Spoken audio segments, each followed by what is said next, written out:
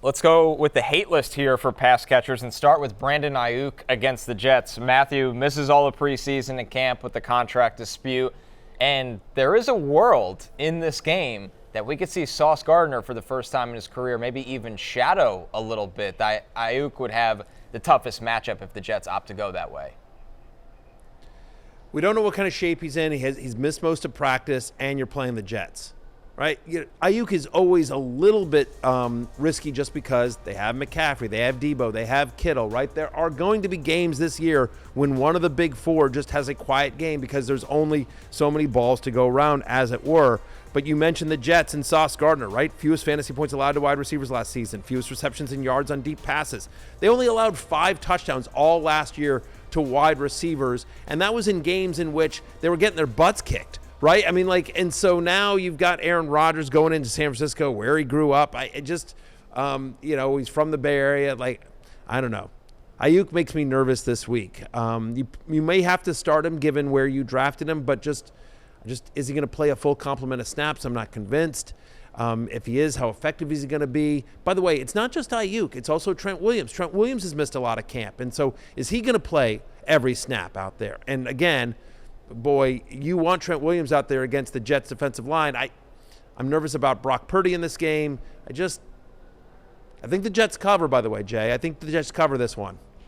Yeah, no, I like the call. I have Brandon Aiyuk on Slap Them Like a Grape. He will be starting, but with a little reticence because, this Jets, they probably have the best secondary in the league on paper. It is difficult, like Brandon Aiyuk, who's just being back at practice. Oh, now I got to face Sauce Gardner for the first game, having not practiced a great deal. So yeah, some concerns. Also, a little undercovered thing perhaps, Brock Purdy looked horrific in preseason. Not a great summer. And I think he's probably going to be fine, but his worst games last year were really emphasized against great defenses. Think about he had no chance against the Cleveland Browns when he faced them. And look, I think Purdy will probably be fine, but if you had to bet on a single elite quarterback from last year to just kind of turn into a pumpkin this year, it would probably be Brock Purdy, right? I would think so. Yeah. He's I think at least fine, in the list. But there is some risk that he doesn't back up last year. Are the markets baking in that Trent Williams and Aiyuk are going to play? Has there been movement since they've been back? How is this all breaking down? Yeah, so the line was kind of, it opened at Niners -5.5, -6, and then it got all the way down to more the 3.5 range. Now it's back up to 4.5, which I think is reasonable. So I would say that the market is baking in that you're going to get 80% of Aiyuk, and Trent Williams probably plays, but probably doesn't play every snap. Christian McCaffrey, I think, is just full go. Yeah. He'll just be, full send. But yeah, with those other two, a little bit of a concern. And this isn't the defense you want to play half-baked. Our next up here, Matthew, DeAndre Hopkins against the Bears. First off, missed really all of preseason camp as he's had this knee injury where his status is still uncertain for week 1, and also maybe not a great matchup for Hopkins as well.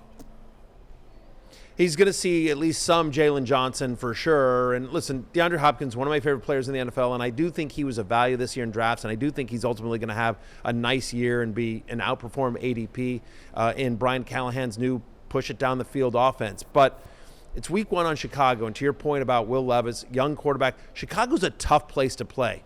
That is a tough place to play for a young quarterback as well. And so now you've got DeAndre Hopkins, who may not even play in week 1, or if he does, maybe it's limited snaps, hasn't had a chance to really get involved there. It's not a great matchup as well. It's worth noting that Chicago allowed the 9th fewest yards to wide receivers last year as well. So the Titans, who have a bottom 10 implied team total this week, again, we don't expect this to be a high-scoring game between two young quarterbacks in Chicago. DeAndre Hopkins, is outside my top 35 for the week. Jay, we heard Matthew before with his concerns offensively with the Cleveland-Dallas game. Jerry Jeudy also shows up on the hate list here for pass catchers. Didn't play in the preseason. He's had a knee injury. And also, we don't know what Deshaun Watson is going to look like going into this year. Yep, Cowboys elite pass defense as well. They were 5th in pass defense for EPA per play last year. Yes, Deron Bland is out. Stephon Gilmore's gone. I think Gilmore is a massive loss at this stage of his career, but Trayvon Diggs back. He's the best cornerback in that room. He'll play. And with Jeudy, it just comes down to Deshaun Watson, already kind of missing a little bit of time in camp because of just kind of soreness overall. I just think we need to get past the idea that Deshaun Watson is this high variance quarterback who could just turn into 2020 Deshaun. Like that, when he was good, that was back when like Carson Wentz was good. So I think that, yeah, very concerned about the pass offense for the Browns. Matthew, our last one here, Dallas Goedert against the Packers in the Brazil game that will be on Peacock. He's missed time during camp with an oblique injury, and the Eagles' offense just continues to get more crowded through the air. Yeah, I mean, look, by all accounts, they're going to use Jahan Dotson. I mean, I'll say this for Jahan Dotson, and obviously it was an up-and-down career for him in Washington, but I would argue that he's the most talented third wide receiver the Eagles have had, at least in a long, long time. And so all the words are that Jahan Dotson's going to get used. How much does he get used? I don't know. Is he a fantasy option? He's not. But is he going to get used enough that you were suddenly nervous about Dallas Goedert? Kinda.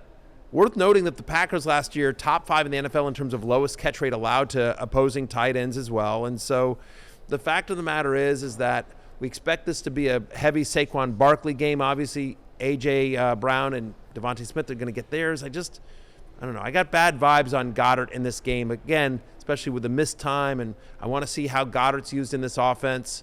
Packers tough against tight ends. Outside my top 12 for the week. Yeah, Packers very, very athletic and talented at both safety and linebacker. Pretty tough matchup, like you said, for Goddard. Hey, it's Matthew Berry from NBCSports.com and RotoWorld.com, and I want to thank you so much for watching whatever it is you just watched, or if nothing else, being too lazy to click out of the autoplay after this video started, after whatever it is you actually wanted to watch finished. But now that you're here, I'd like to take a moment here to ask you respectfully now, okay? I'm asking you respectfully to subscribe to the NFL on NBC YouTube channel. You'll get the latest RotoWorld fantasy news headlines, all sorts of great shows, including my own Fantasy Football Happy Hour. So go subscribe now. Again, I'm asking respectfully.